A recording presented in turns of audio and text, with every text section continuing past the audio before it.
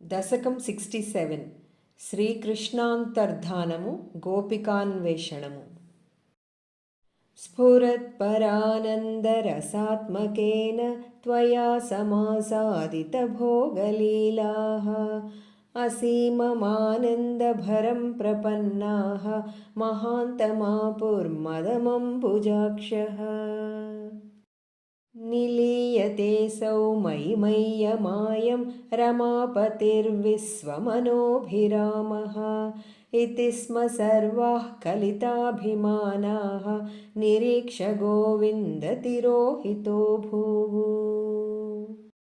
రాధాభిధాం తావదజాతగర్వాం అతిప్రియాం గోపవధూం మురారే భవానుపాదాయ గతో విదూరం తయా సహ స్వైరవిహారకారీ. తిరోహితేథ త్వయి జాతతాపాః సమం సమేతాః కమలాయతాక్షः వనే వనే త్వాం పరిమార్గయంత్యో విషాదమాపుర్భగవన్నపారం.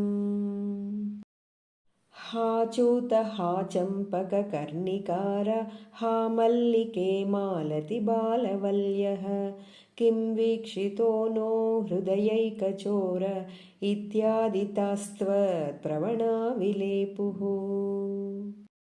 నిరీక్షితోऽయం సఖి పంకజాక్షः పురో మమేత్యాకులమాలపంతి త్వాం భావనా చక్షుషి వీక్ష్య కాచిత్ తాపం సఖీనాం ద్విగుణీచకార.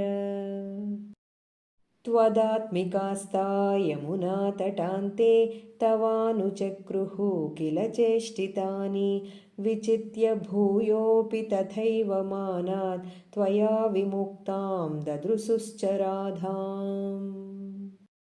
తతః సమంతా విపినే సమంతాత్ తమోవతారావధిమార్గయంత్యః పునర్విమిశ్రా యమునాతటాంతే భృశం విలేపుశ్చ జగుర్గుణాంస్తే.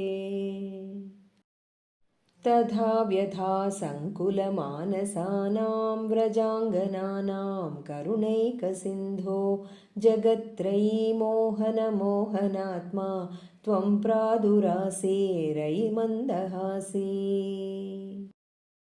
సందిగ్ధసందర్శనమాత్మకాంతం త్వాం వీక్ష్య తన్వః సహసా తదానీం కిం కిం న చక్రుః ప్రమదాతిభారాత్ స త్వం గదాత్ పాలయ మారుతేశ.